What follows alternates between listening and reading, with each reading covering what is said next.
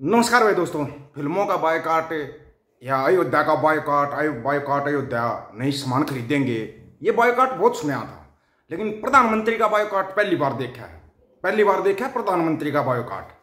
और ये देश के लिए अच्छा नहीं है, देश के लिए बहुत खराब है। इस चीज़ को आपको पूरा बताएंगे। आज नीति आयोग की मीटिंग होनी थी दिल्ली के अंदर, जिसके अंदर के सभी स्टेटों के मुख्यमंत्री आते हैं कि बजट में उनको क्या मिला क्या नहीं मिला, आगे क्या योजनाएं हैं, आगे क्या होना है नहीं होना है, या हमारे को किस चीज़ की ज़रूरत है, ये सब होना था। तो मुख्यमंत्रियों ने बायकॉट कर दिया। सबसे पहले तो मीटिंग में आने के बाद बायकॉट करके निकल गई ममता बनर्जी ने बिल्कुल सीधा आरोप लगाया है कि और लोगों को तो 20-20 मिनट बोलने का मौका दिया जाता है, मेरा 5 मिनट में माइक बंद कर दिया। 5 मिनट में ही मेरा माइक बंद कर दिया। मैं बोलना चाहती थी लेकिन मुझे सिर्फ 5 मिनट ही बोलने दिया गया। मुझसे पहले जिन लोगों ने बोला वो 10-20 मिनट तक बोले, मुझे बोलने की अनुमति नहीं दी गई। और इतना बोल के ममता बनर्जी बाहर निकल गई। तो इस नीति आयोग, इसका नाम था कमीशन आयोग नाम होता था पहले, वो नाम बदल दिया गया। नीति आयोग का जो अध्यक्ष होता है वो प्रधानमंत्री साहब होते हैं, प्रधानमंत्री साहब। अब इसके अंदर वहाँ था भाई सभी राज्यों के मुख्यमंत्री आने थे, लेकिन इसमें 2-3 नाम सुनकर आपको अचरज होगा कि भाई ये क्यों नहीं आए, क्योंकि तकरीबन इसका बायकॉट करने वालों में इंडिया गठबंधन के जो मुख्यमंत्री हैं उन्होंने किया इसका बायकॉट। सभी स्टेटों के मुख्यमंत्री आते हैं, बैठक में शामिल नहीं हुए। जो उनके नाम सुनो, तमिलनाडु के मुख्यमंत्री M.K. स्टालिन, वो नहीं आए, बायकॉट। हिमाचल प्रदेश के मुख्यमंत्री सुखविंदर सिंह सुक्खू, बायकॉट। कर्नाटक के मुख्यमंत्री सिद्धारमैया, बायकॉट। तेलंगाना के मुख्यमंत्री रेवंत रेड्डी, पंजाब के मुख्यमंत्री भगवंत मान, केरल के मुख्यमंत्री पिनाराई विजयन, पांडुचेरी के मुख्यमंत्री एन रंगास्वामी। अब इसमें अगले नाम सुनो, झारखंड के मुख्यमंत्री हेमंत सोरेन और बिहार के मुख्यमंत्री नीतीश कुमार। भाई बिहार को तो विशेष पैकेज दिया गया था, जिसके ऊपर दीपेंद्र हुड्डा ने भी बोला था कि सब कुछ तो बिहार को और उसको दे दिया, उड़ीसा को दे दिया, हमारे को क्या दिया है। लेकिन बिहार के मुख्यमंत्री भी नहीं आए, नीतीश बाबू भी नहीं आए। तो गड़बड़ेशन तो थी, हालांकि आना चाहिए था, उसके अंदर अपनी मांगे रखनी चाहिए थी कि हमारे को, हमारी स्टेट को क्या चाहिए, कितना पैसा और चाहिए, नहीं चाहिए, ये होना चाहिए था। लेकिन उन लोगों ने बायकॉट ही कर दिया, बायकॉट। इसमें सबसे बड़ा अचरज है नीतीश कुमार के नाम के ऊपर। नीतीश कुमार क्यों नहीं आए, ये सोचने वाली बात है। उनको तो दे दिया, विशेष ऑफर दिया गया है बिहार को। तो बिहार सभी मुख्यमंत्री कह रहे हैं बिहार को ज्यादा दे दिया, बिहार को ज्यादा दे दिया, तो इसमें तो आना चाहिए था उनको तो, लेकिन वो भी नहीं आए। ये बायकॉट की एक नई परंपरा आई है, हालांकि ये गलत है। आप वहां पे जाते, वहां पे प्रधानमंत्री भी होते, गृह मंत्री भी होते, वित्त मंत्री भी होते, सभी होते, रक्षा मंत्री भी होते, अपनी बात तो रखते, कम से कम अपनी डिमांड तो रखते, अपना एक प्रपोजल तो रखते कि हमारी स्टेट को इतना पैसा चाहिए। लेकिन यहाँ पे सीधा बायकॉट ही हो गया। और अगर ना याद हो तो चलो याद दिला देते हैं, प्रधानमंत्री अपने मोदी साहब लगातार मुख्यमंत्री रहे हैं गुजरात के, तो उस टाइम पर ये खुद बोलते थे प्रेस कॉन्फ्रेंस करके कि हम अपना अधिकारी तो मांग रहे हैं, जितना हम सेंट्रल गवर्नमेंट को दे रहे हैं, स्टेट गवर्नमेंट के लिए हम उतना ही तो हक मांग रहे हैं। तो ये मुख्यमंत्री भी उतना ही हक मांग रहे थे, प्रधानमंत्री साहब। वो हक क्यों नहीं दिया गया इनको? वो ये भी तो अपना हक ही मांग रहे थे, आप भी तो अपना हक मांगते थे। आप बिल्कुल आराम से बोलते थे कि भाई प्रधानमंत्री साहब हमें हमारा हक नहीं दे रहे जो स्टेट का हक बनता है। अब आपके ऊपर भी वही बात लागू होगी, आप भी हक नहीं दे रहे जो स्टेट का बनता है। अब जाए टिट फॉर टैट तो होता है ना, जैसा हो क्या है वैसा तो भुगतना पड़ेगा। आज से पहले आप 10 साल तक लगातार प्रधानमंत्री रहे, तीसरी बार बने हो आप प्रधानमंत्री। उससे पहले किसी की हिम्मत ही नहीं होती थी बायकॉट करने की, हिम्मत चाहे कोई आओ चाहे मत आओ। और ये 1 साल 2 साल के लिए नहीं होता, ये क्या 2047 तक का होता इसका टारगेट, 2047 तक का। 2047 में क्या तक कैसे देश को विकास के मार्ग पर लेकर जाएंगे, प्रगति के पथ पर लेकर जाएंगे, इनका पूरा क्या था सुन लेना एक बार, ताकि आप लोगों को पता होना चाहिए। प्रधानमंत्री नरेंद्र मोदी आज यानी 27 जुलाई को national institute for transforming India NITI Aayog की 9वीं गवर्निंग काउंसिलिंग की बैठक की अध्यक्षता करेंगे। इस बैठक में 2047 तक भारत को विकसित राष्ट्र बनाने का ध्यान केंद्रित किया जाएगा। गवर्निंग काउंसिलिंग नीति आयोग की शीर्ष निकाय है, इसमें सभी राज्यों के मुख्यमंत्री, केंद्र शासित प्रदेशों के उपराज्यपाल और कई केंद्रीय मंत्री शामिल होते हैं। हालांकि इस बैठक में कौन शामिल होगा कौन नहीं, अभी तक इस पर संशय बना हुआ था, वो संशय तो सबके सामने आ गया, कौन आया कौन नहीं आया, आए ही नहीं।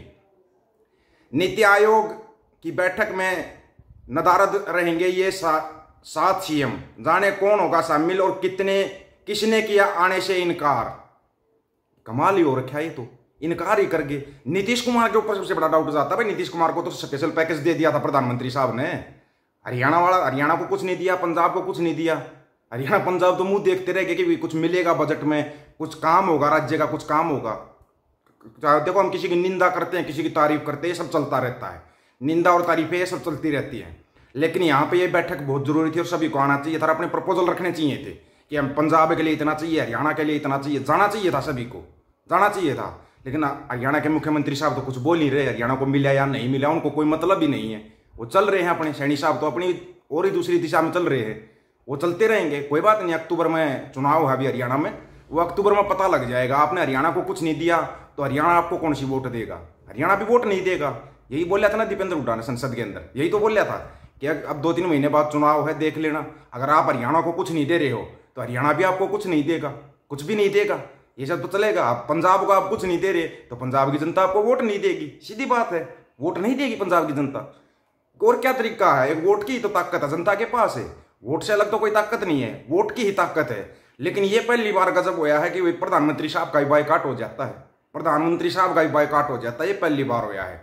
होनी चाहिए थी नीति आयोग की मीटिंग होनी चाहिए थी इसके अंदर, ताकि आगे तक के एजेंडे क्लियर हो जाते। 2047 में कैसे विकसित भारत बनेगा, मोदी साहब का जो सपना है वो साकार कैसे होगा।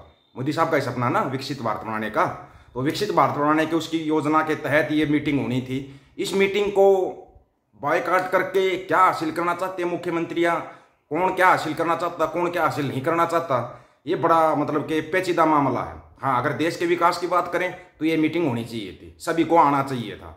कम से कम अपनी बात तो रखते, आप जनता के सामने बोलने लायक होते। भाई हम गए थे, जैसे ममता बनर्जी आई, ममता बनर्जी को बोलने नहीं दिया तो उसी टाइम पर निकल गई वो, उसने बता दिया मेरे को बोलने नहीं दे रहे, नहीं बोलने दे रहे तो मैं करूंगी क्या इस मीटिंग में। वो अपने गुस्से में निकल गई। जाना चाहिए था सबको, सबको जाना चाहिए था, भगवंत मान को भी जाना चाहिए था, रेड्डी साहब को जाना चाहिए था, सबको जाना चाहिए था। लेकिन सबसे बड़ी बात कि नीतीश कुमार को जरूर जाना चाहिए था, जाना चाहिए था नीतीश कुमार को। उनको तो बहुत कुछ मिला है, बिहार को तो बहुत कुछ मिला है, पूरा इतना ही तो पूरे इंडिया का बजट देख लो, इतना बिहार को उसको मिल गया। बाबू को चंद्रबाबू नायडू उतना ही, उतना तो ये दोनों ले गए, नीतीश बाबू और चंद्रबाबू नायडू, ये दो ही ले गए बजट का आधा हिस्सा। तो ये तो बड़े कमाल की बात है।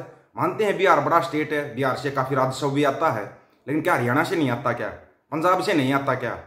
दिल्ली का तो खैर सीएम ही जेल के अंदर है। लेकिन ये सब गलत था, ऐसा नहीं होना चाहिए था। अब चिंटू तुम क्या करोगे? यहाँ पे प्रधानमंत्री का बायकॉट होने लगा। अक्षय कुमार जो पूछ रहा था कि आम काट के खाते या चूस के खाते हो, वो अक्षय कुमार अब बयान देने लगा देश के अंदर बेरोजगारी बहुत ज्यादा है। कैसे हुआ है ये, पलटी कैसे हो रहा है? मंडिया और उसके दलाल सवाल उठाने लगे प्रधानमंत्री के ऊपर, ये उल्टी गंगा कैसे बह रही है? कुछ गड़बड़ तो जरूर है, गड़बड़ है, ये उल्टी गंगा ऐसे नहीं बह रही। सवाल करने लगे, सबसे बड़ी बात यार सवाल करने लगे प्रधानमंत्री साहब से, ये तो गलत हो रहा है।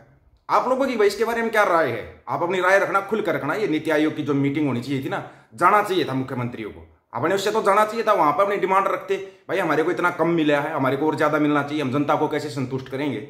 और हरियाणा तो पहले ही बेरोजगारी में नंबर 1 है, बेरोजगारी में नंबर 1 हरियाणा।